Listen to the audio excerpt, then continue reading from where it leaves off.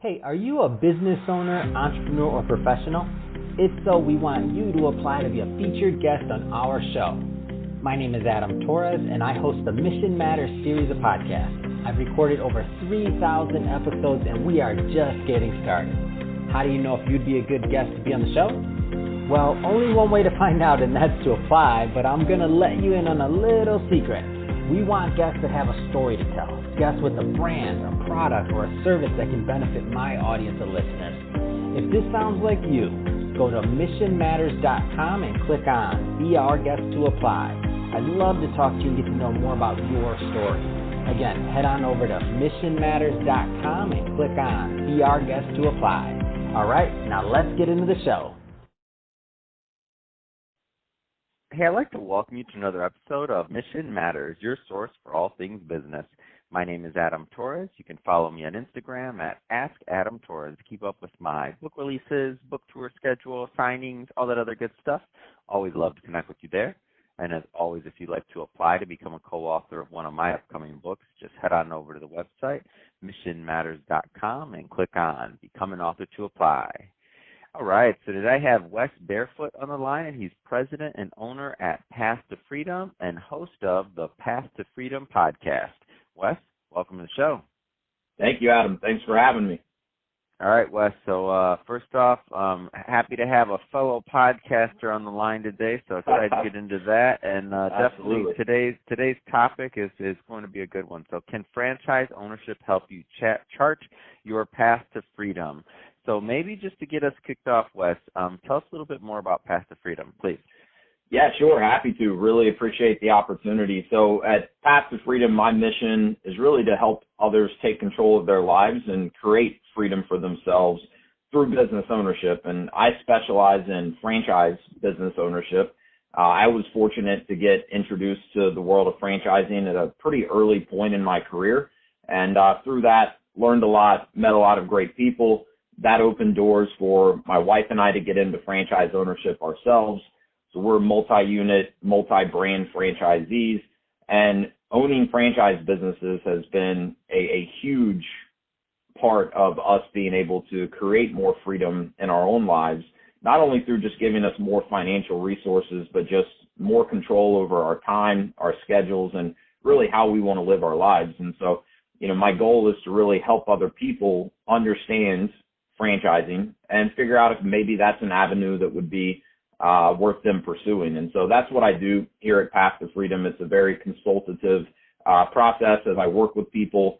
Owning a franchise is a very personal or individualized decision in terms of what type of franchise is going to be the best fit for someone. So, my process is to really get to know the people that I work with, make sure that I understand what they would be looking to accomplish through business ownership, make sure I understand how they want to spend the majority of their time as a business owner, and also make sure I understand their background, their strengths, their skill sets. And through all of that, I can help match them up with franchise businesses that are very likely to be a good fit for them and help them accomplish what they're looking to. So that's like the 30,000-foot view. The last thing I'll add, I guess, before we get into any questions is one of my favorite things about this business is that I get to provide a completely free service to the people that I work with. And Adam, if you'd like, we can get into kind of my business model if you'd like to. But for me, it's really a win-win. I get to do what I love. I get to talk about franchise ownership, and I get to help other people figure out if that could be a path that they want to go down as well. So I'm a big fan of franchising, and I can say obviously I've been in the media business going on quite some time now, going on 5 years. And if I was thinking about going back before I started this business, I'm like, okay, so this is my first successful business, but I probably have 20 that failed before this. So right. That being said, I look back at my life and I'm like, man, you know what? I got lucky here, or maybe some things aligned, whatever, but those other 20 like things, I'm like, man, if I didn't even know franchising existed. And so I think a lot of people listening don't actually know that maybe franchising existed or what it looks like. So they might think, okay, McDonald's, they've heard of that, but maybe they can't afford a McDonald's. So, or some other, or Burger King. So that's what they think of. So I guess maybe just to set the stage, like what kind of franchise business opportunities are out there? Because if I'd have known about other opportunities, it's possible that I wouldn't have had those 20 failures when I was out there trying to make something up on my own, when I didn't have the qualifications, the ideas, or really any business doing it. Right. Yeah. No, it's such a good question, and it's very common. I mean, I talk to a lot of people about franchising, and some are better versed in it than others. And so one of the most common misconceptions I run into is exactly the point that you just made. When people think of franchising, they think of food businesses. And obviously food is a very large part of franchising, but there are so many options out there that are not food related when it comes to franchising. And so a lot of people may look at franchising if they're thinking of food businesses and think, well, I have no interest in getting into the food business, or, I couldn't afford to own a McDonald's or some of these other food concepts because they do require quite a bit of capital to get them up and running. And so the good news is, and where I spend a lot of my time, helping to educate people that I work with, is on the many, many other industries that franchising is very prevalent in. And many of these franchise opportunities out there do not require nearly the amount of startup capital that something like a food franchise would. So that's a lot of fun for me because, what I would say is that, for just about anyone that I work with, if they're genuinely serious about getting into business for themselves, we can find a franchise business that's going to be a great fit for them. And it may require much less capital than they're initially thinking. So just to quickly give you kind of a breakdown, I mean, you'd be hard pressed to find an industry that franchising is not, a pretty prevalent part of. So, everything from home services and home improvement to senior care to automotive to, tons of franchises that are, B2B in nature, providing services to other businesses.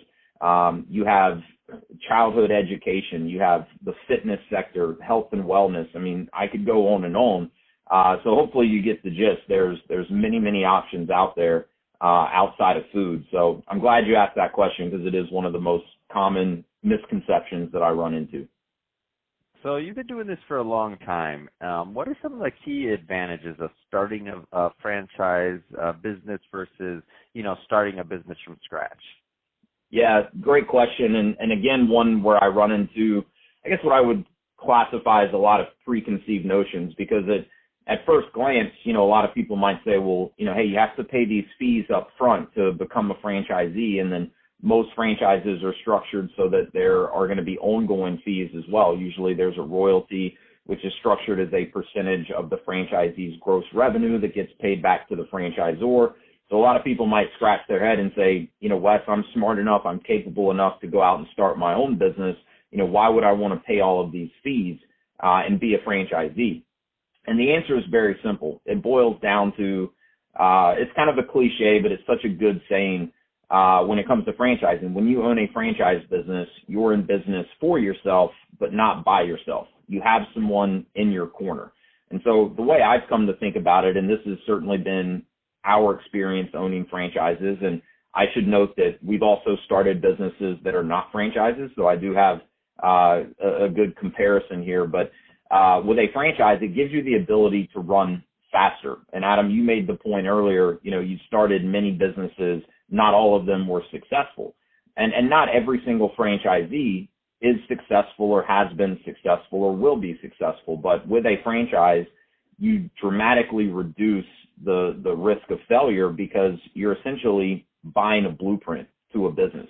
And if you go through the investigative process the right way, you're allowing yourself to get in with a franchise that has a proven track record.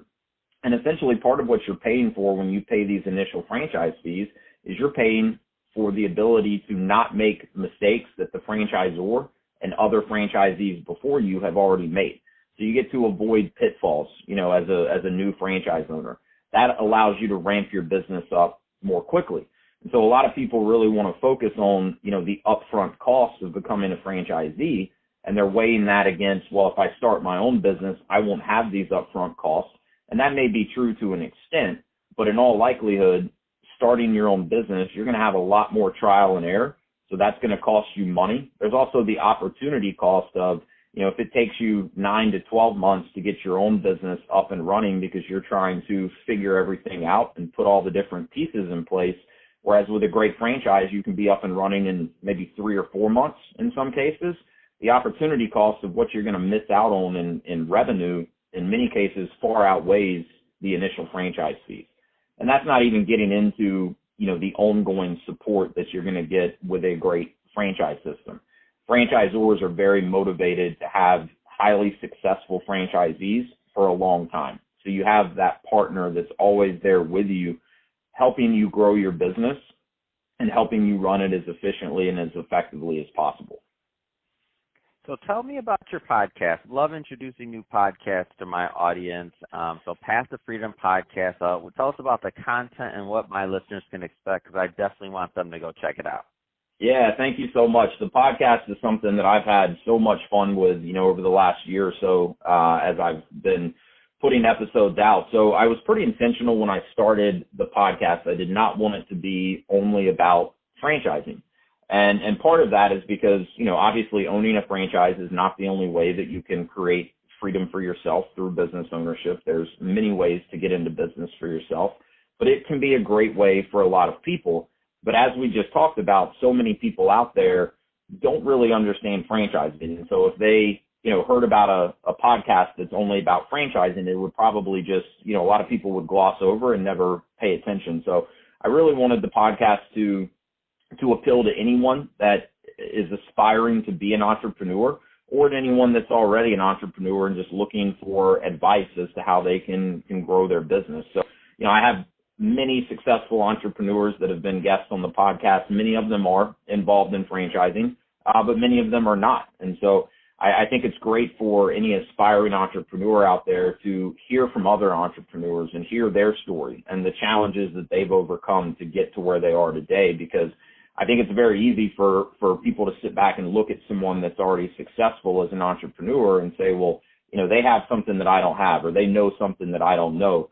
But what you learn hearing from most of these successful entrepreneurs is they all started somewhere, and they all made a lot of mistakes along the way, and they've all learned a lot through those mistakes, and they're continuing to make mistakes and continuing to learn. And so my hope is that through these stories, and I share a lot of my own experience in my own stories, because believe me, I've made a lot of mistakes and will continue to do so, right? I don't have it all figured out, but my goal is really just for the podcast to be a place where aspiring entrepreneurs as well as existing small business owners can come to learn from others and, hopefully apply what they're learning in their own lives, ultimately helping them create more freedom for themselves.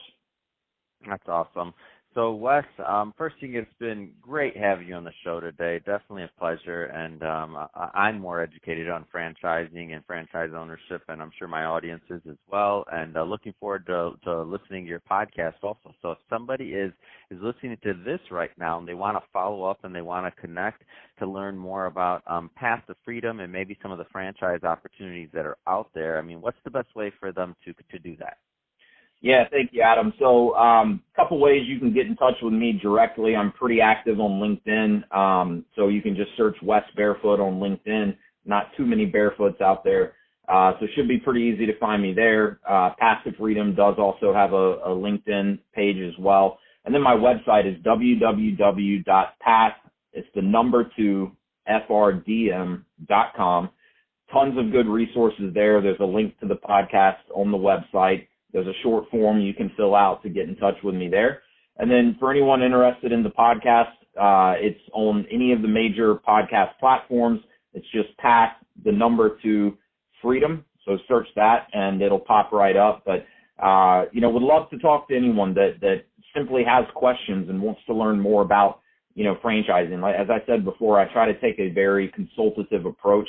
Franchising is not for everyone, but franchising can also be great, in my experience, for so many people that never really thought of that as being a good option for them. So what I would say is if you have that drive to go out and take more control of your life and to be a business owner, we should definitely have a conversation. I'm not guaranteeing that franchising will be right for you, but I can promise you in at least one conversation, you'll know a lot more than you did before about franchising. And, we can definitely talk through some options that might be a good fit for you. So would love to connect with anyone out there that simply wants to learn more. Fantastic. Well, Wes, again, thank you for coming on the show. And to the audience, as always, thank you for tuning in. Hope you got a lot of value out of this. If you did, don't forget, hit that subscribe button. Definitely want you to be a return listener and visitor. And Wes, thanks again for coming on the show. It's been a pleasure. Thanks so much, Adam.